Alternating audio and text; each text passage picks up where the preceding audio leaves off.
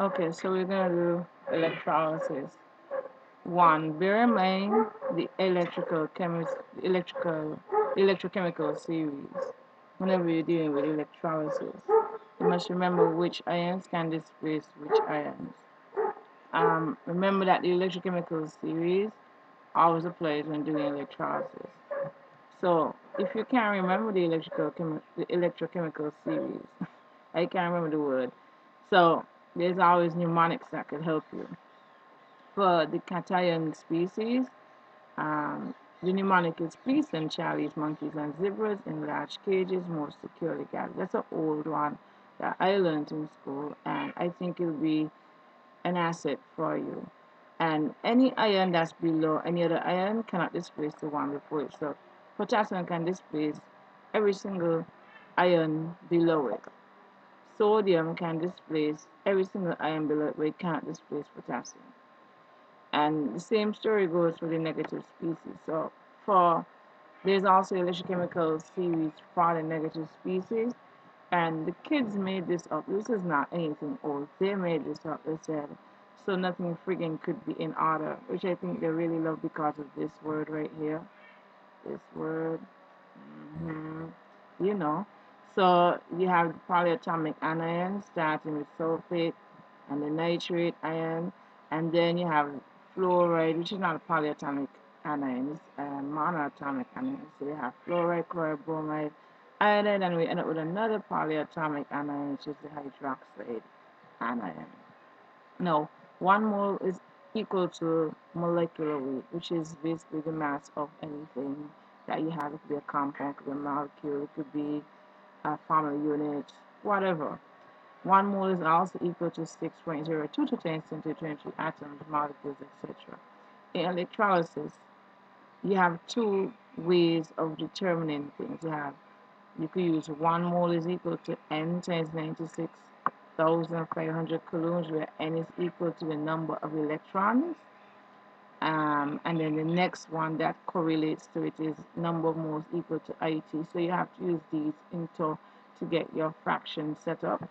Also, you could use, instead of moles, you could use molecular weight. If you notice, the this the units match because mole is grams, and this I mean sorry, mole is mole. Sorry, mole is mole. Number of moles is mole for units. Molecular weight is grams, and actual grams is grams, right? So they must match. IT multiply together give you coulombs, and number of electrons multiplied by 96,500 coulombs is coulombs. These are the units you're going to use on either side. So for this one, you have molecular weight is equal to number of electrons times 96,500 coulombs, and actual grams equal to IT. And I mean, it's really cool. It depends on what you want to use or what the question is asking. Now we have here the question: what cell current will liberate 0.5 kilograms of copper in 1 hour? First, you must know what you're looking for. We're looking for the amount, uh, the amount of current that will be needed to liberate 0.5 kilograms of copper in 1 hour. So we're looking for amount. B, you should write up your half equation before attempting the question. Now I drew a little diagram here to show you what's really going on, what the question is attempting to depict, and you should see it in your mind. Basically, a typical cell is drawn like this. The electrochemical cell is drawn like this. Where you have your anode and you have your cathode. Now, copper solution. Uh, it didn't say it was a solution. I'm gonna make it a solution. Copper solution is usually blue in color, and whenever you push an electric current through it, what happens is that um, it becomes displaced, especially if you have it mixed in a water.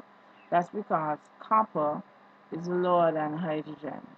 You see, it's right here. Copper is lower than hydrogen, so it is displaced. Anything lower in the reactivity series always comes off first, right? So because of this, you have the formation of copper solid. And once copper is in aqueous solution, it usually has a oxidation state of 2 plus. Whenever it's in its elemental form, you would have a zero state, right?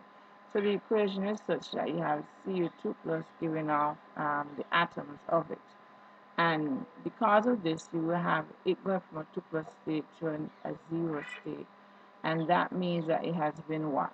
Reduced, correct. So reduction is the gain of electrons.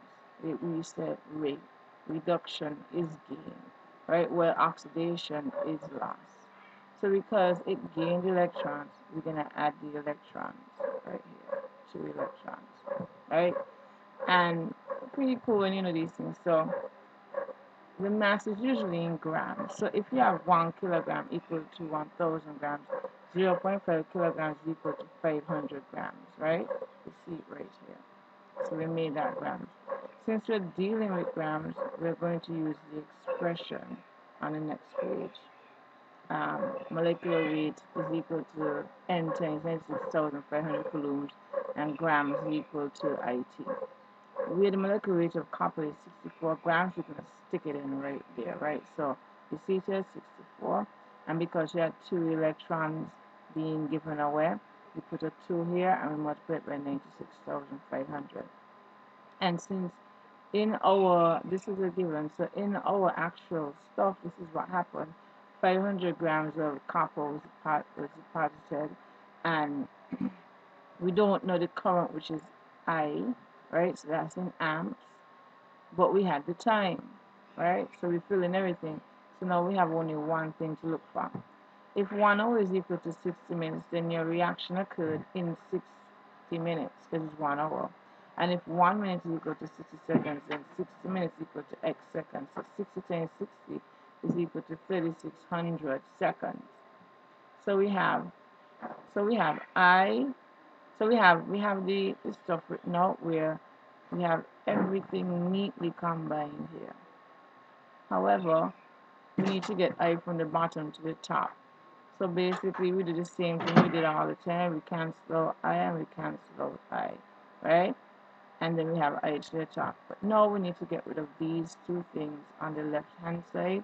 So we cancel out 500 and 64. We can just multiply by 500 and divide by 64, and you see it being crossed out here.